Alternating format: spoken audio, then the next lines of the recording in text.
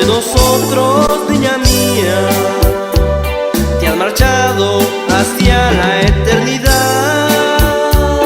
Has pasado a una mejor vida, donde no hay tristeza y soledad.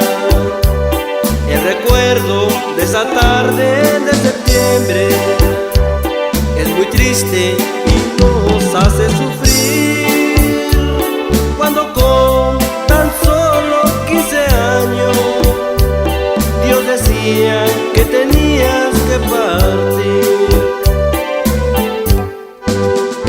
Esa tumba que a veces visitamos, tus hermanos, parientes y mamá, año nuevo, día de tus cumpleaños, ay Nereida, el cielo triste está.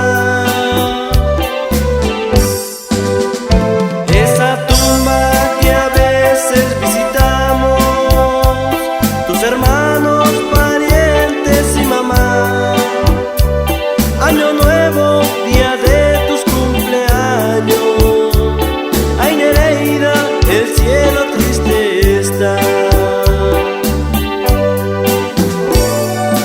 Y aunque ya no estés con nosotros, en nuestros corazones por siempre vivirás.